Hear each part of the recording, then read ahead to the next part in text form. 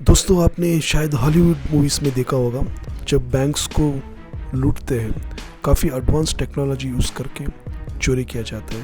Hindi movies में भी शायद आपने देखा होगा धूम 1 या धूम 2।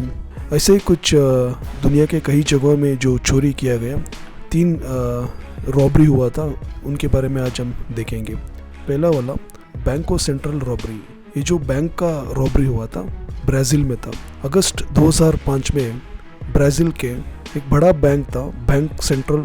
इसमें से सुबह सुबह इस बैंक का जो स्टाफ थे, जब सुबह आते हैं चेकिंग या फिर जो उनका काम रहता है, जो काम करते रहते हैं, ऐसे ही कुछ स्टाफ बैंक के अंदर जाके उनके जो 5 कैश कंटेनर रहते हैं, उस कंटेनर में जब देखते हैं तो दंग रह जाते हैं, क्योंकि उस कंटेनर में जो भी पैसा था सब किसी ने चोरी कर दिया है। तकरीबन $70 मिलियन का पैसा था। जब बैंक के स्टाफ उस बैंक के एक छोटे से कमरे में जाके देखते हैं, उस कमरे के नीचे एक बड़ा सा होल रहता है, यानी किसी ने बड़ा सा सुरंग बना के उस बैंक के अंदर आके $70 मिलियन चोरी किया गया है। जो ये बैंक को जो चोरी किया है, जब इसका जांच पड़ताल किया गया, इससे पता चलता है कि इस बैंक के नज़दीक में एक विला था। उस विला को 3 महीने पहले से ही रेंट पे लिया गया था और इस विला के अंदर एक कमरा था। उस कमरे के अंदर से सीधा बैंक की तरफ एक अंडरग्राउंड सुरंग बनाया था। तकरीबन 2 मीटर चौड़ाई का ये सुरंग था। सुरंग बना के चोरी किया गया था। इस सुरंग बनाने के टाइम पे उनको जो भी सामान चाहिए था, लाइट या फिर ऑक्सीजन, ये सब बराबर इंतज़ाम करके ये लोग चोरी किया गया था। इस बैंक को जब पैसा लूटे थे 25 लोग थे। इन 25 लोगों में से कई दिनों बाद सिर्फ 7 लोग ही पकड़े गए और इन 7 लोगों से तकरीबन $9 मिलियन बरामद किया गया। बाकी $62 मिलियन नहीं मिला। ऐसी दूसरी एक घटना था डीबी कूपर एक हाईजैकर था। वाशिंगटन में 9 अप्रैल 1971 में बोइंग 727 नाम का एक प्लेन को इसने हाईजैक किया था। जब ये प्लेन के अंदर था तब उसने एक चिट्ठी को एयर होस्टेस के हाथ में देता है। जब एयर होस्टेस ये चिट्ठी पढ़कर दंग हो जाती है। उसमें ऐसा लिखा रहता है, मेरे हाथ में जो सूटकेस है उसमें बम है, अगर ज़्यादा होशियारी किया तो इधर ही ब्लास्ट करवा दूंगा।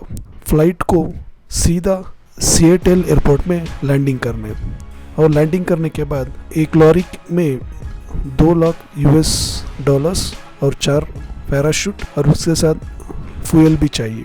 तो ये जो खबर यूएस गवर्नमेंट को तक पहुंचाता है और जो भी इस डीबी कूपर का रिक्वायरमेंट था वो सारे पूरे करते हैं।